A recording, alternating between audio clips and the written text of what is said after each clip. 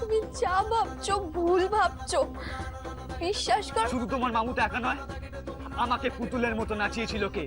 তুমি মিছরি। হ্যাঁ হ্যাঁ তুমি। আপনার বর্দিমা আর আমার মামুর বিয়েটা যদি না হয়, তাহলে আমাদের কোনো দিনও দেখা হবে না, বলুন।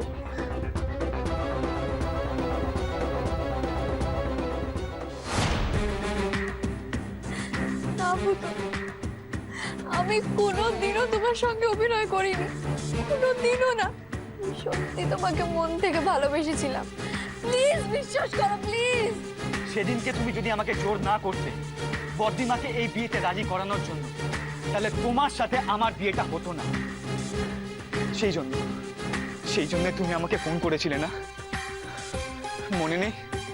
মনে নেই তুমি সেদিনকে ফোন করে আমাকে কি বলেছিলে?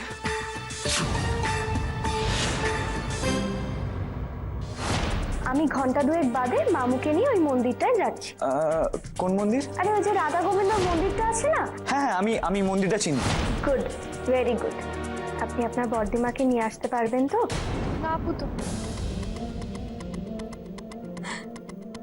আমি সেদিন কিচ্ছু ভেবে ফোন করিনি। আমি শুধু চেয়েছিলাম বর্দিমা যাতে এই বাড়িতে আমার মামি হয়ে আসুক, কিচ্ছু চাইনি। তুমি বিশ্বাস। ডোন্ট টাচ মি মিছরি। তোমাকে কোনো কৈফিয়ত দেওয়ার দরকার নেই। আমি এতদিন অন্ধ ছিলাম, হ্যাঁ অন্ধ ছিলাম, কিন্তু আজ আমার চোখ খুলে গেছে। তোমার এই সুন্দর মুখটার পিছনে যে নোংরা মুখটা লুকিয়ে আছে মিছরি, সেটা আমি দেখে ফেলেছি। তোমার কোনো কথাতেই আমি ভুলছি না। আর হ্যাঁ, আরেকটা কথা, তোমার সম্পর্কে বর্দিমার যে ভুল ভাবনাটা আছে, চেষ্টা করছি সেটা যাতে ভেঙে যাক।